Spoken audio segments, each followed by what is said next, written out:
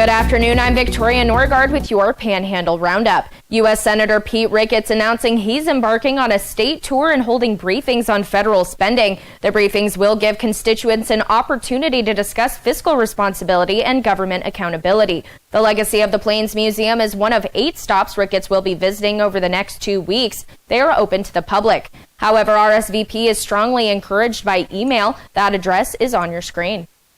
And the Panhandle Public Health District, along with the Nebraska Department of Health and Human Services, continues to monitor West Nile virus in the area, along with several other diseases caused by mosquitoes, through trapping methods. These methods will help determine where mosquitoes are most abundant. They can also track their breeding sites, population, and infection rates over time. And while the area continuously has mosquito pools that test positive for the disease, health officials say the best way to protect yourself is by using DEET repellents, wearing long sleeves, and avoiding activities around river and lakes, especially in the morning and at dusk. These can help reduce your chance of getting bit.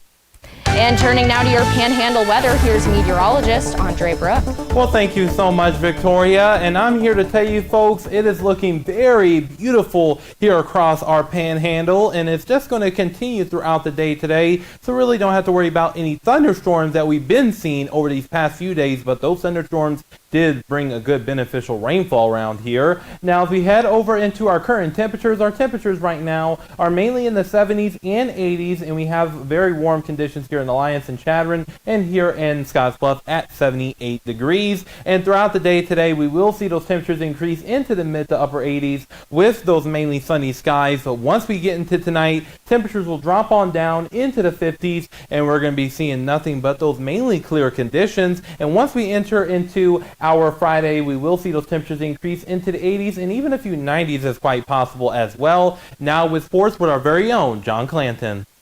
Welcome to the Sports Desk. The Western Nebraska Community College men's and women's soccer teams opening a preseason practices. Now the Cougar men return a huge amount of players from last season's 8-win Region 9 semifinalist team.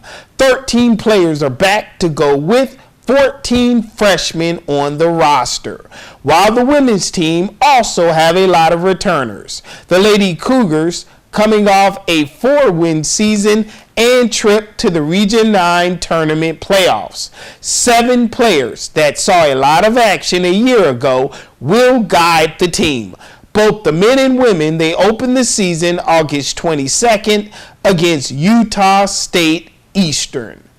Good luck to the Cougar soccer teams. That's all from the Sports Desk. Everyone have a great rest of the day and see ya. Heading back to the state capitol now, where debate between state senators continues today for the special session aimed at axing property taxes. Late last night, senators advanced a bill that would make cuts to state spending by taking unused money from the budgets of over a dozen state agencies. Today, they're debating another bill also introduced by Senator Robert Clements that also deals with rearranging state spending. On the schedule today is a second hearing on the heavily changed property tax relief package that advanced narrowly on Monday. It is not clear if or when they will get to that bill. And a controversial decision by the Secretary of State is back in the headlines. A Nebraska nonprofit that's suing Bob Evnen for pausing voter registration for felons says the Nebraska Supreme Court will be taking up the case later this month. The decision by Evnen came after Attorney General Mike Hilgers released an opinion that a recently passed law allowing felons to vote once they've completed their sentence is unconstitutional. Hilgers argues only the Nebraska Board of Pardons, made up of himself, the governor, and Evnen, can restore voting rights. Civic Nebraska filed that lawsuit last month and says the state's highest court is set to hear arguments on August 28th. And amid recent layoffs and hiring freezes, workers contracted by the U.S. Citizenship and Immigration Service Center in Lincoln are rallying once again. This is a story we brought to you earlier this summer. Now they say the USCIS will not renew a contract with a third party that oversees this work, meaning the company would in turn make layoffs. The workers who process immigration paperwork say they're already backed up and the system can't afford to lose more resources. They say a hiring freeze implemented last month is bringing the issue front and center. It's basically confirmed to us that the prospect of layoffs is not if, but when. We shouldn't have to be out here telling USCIS to stop obstructing its own systems. There are about 400 workers at the Lincoln Center, and union reps say they expect to see people lose their jobs starting this month. And that's all we have for now. Remember to join us weekdays for the Panhandle Roundup, covering the stories in the Panhandle that matter to you. Have a great day.